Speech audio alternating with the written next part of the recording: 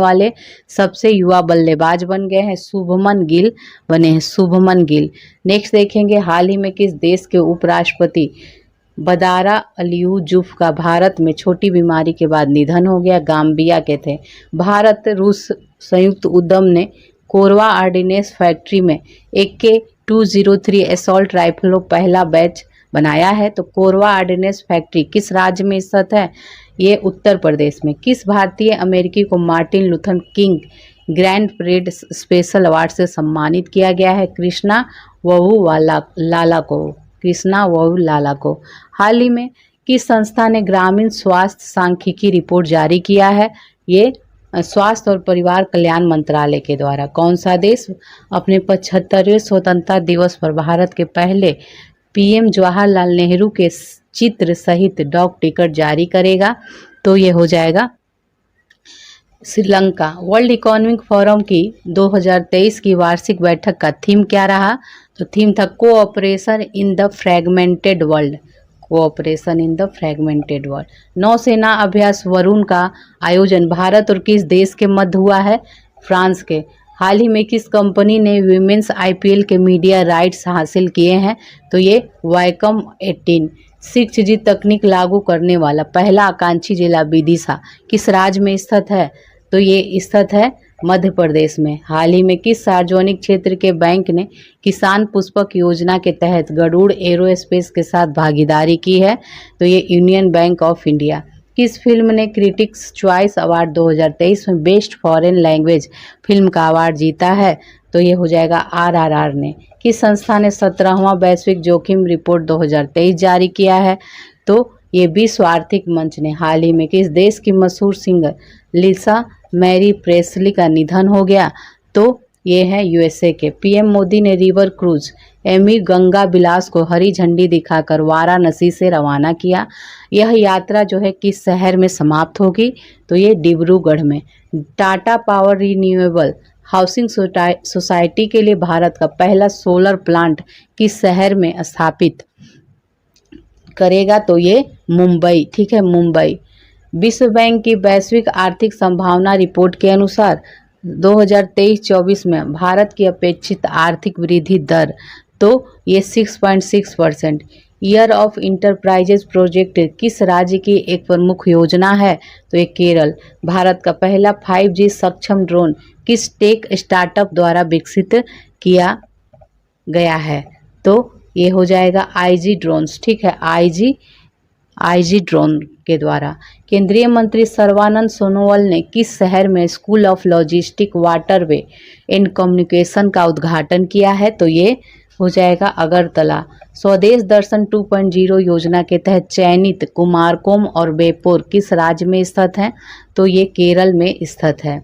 हाल ही में film RRR के song Naatu Naatu को गोल्डन ग्लोब सॉन्ग अवार्ड मिला है। इसके निर्देशक कौन है? तो ये हो जाएगा SS राजामौली। CPCB की रिपोर्ट के अनुसार 2022 में भारत का सबसे प्रदूषित शहर तो ये दिल्ली था।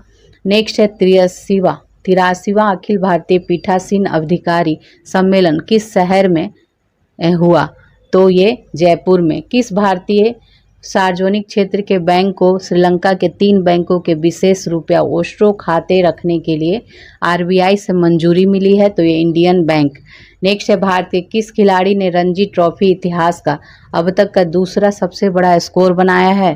पृथ्वी शॉ ने। हाल ही में किस देश के फुटबॉलर गैरेथ बेल ने संन्यास ले लिया? तो ये हो जाएगा आपका वेल्स। 15 जनवरी को 75वां सेना दिवस किस शहर में आयोजित किया गया है? तो ये बेंगलुरु में आयोजित किया, बेंगलुरु। नेक्स्ट देखेंगे, केंद्रीय मंत्री डॉक्टर जितेंद्र सिंह ने किस राज्य में national genome editing and training centre शुरू का उद्घाटन किया है? तो ये पंजाब में। ठीक है, पंजाब में। नेक्स्ट है, न्यूयॉर्क फिल्म क्रिटिक्स सर्कल में बेस्ट डायरेक्टर का अवार्ड किसने जीता है? तो ये SS राजामौली ने जीता है। 17वां प्रवासी भारतीय दिवस किस शहर में आयोजित किया गया? तो ये इंदौर में। हाल ही में कहाँ बेली सस्पेंशन ब्रिज का उद्घाटन किया गया?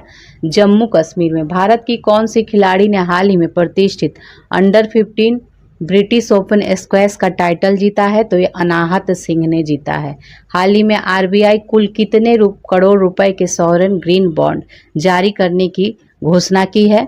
तो ये हो जाएगा 16,000 करोड़। CMI के नवीनतम रिपोर्ट के अनुसार किस राज्य में दिसंबर 2022 में सबसे अधिक बेरोजगारी दर दर्ज की है? तो ये हो जाएगा आपका हरियाणा। हाल ही में किस देश के पोखरा हवाई अड्डे बड़ा हादसा हुआ? तो ये नेपाल में। प्रवासी भारतीय सम्मान पुरस्कार से सम्मानित मोहम्मद इरफान अली किस देश के राष्ट्रपति हैं? तो ये गुयाना के। हाल ही में मुख्यमंत्री आवास भूमि अधिकार योजना किस राज्य में शुरू किया गया है? तो ये मध्य प्रदेश में। हाल ही में किस खिलाड़ी ने वर्ल्ड रैबिट और वर्ल्ड ब्लिट्ज शतरंज दोनों खिताब जीते हैं? तो ये मैग्नस कार्लसन ने जीता है। पीएम मोदी ने 108वीं इंडियन साइंस कांग्रेस का उद्घाटन कहाँ किया? नागपुर में। भारतीय निर्वाचन आयोग ने वोटरों को जागरूक करने के लिए किसे बिहार का स्टेट आइकन नियुक्त किया है? तो ये मैथिली ठाकुर को। पुर्तगाल के क्रिस्टियानो रोनाल्डो किस फुटबॉल क्लब से जुड़े हैं? तो ये अल नासर, ठीक है, अल नासर से जुड़े हैं। ICC men's T20 cricket of the year 2022 के लिए किस भारतीय खिलाड़ी को शॉर्ट लिस्ट किया गया है? तो ये सूर्य कुमार यादव को। किस भारतीय संस्थान को G20 साइंस वर्किंग ग्रुप का सचिवालय नाम दिया गया है? तो ये हो जाएगा IISc बेंगलुरु को। दक्ष किस संस्था द्वारा संचालित पेमेंट फ्रॉड रिपोर्टिंग मॉड्यूल है?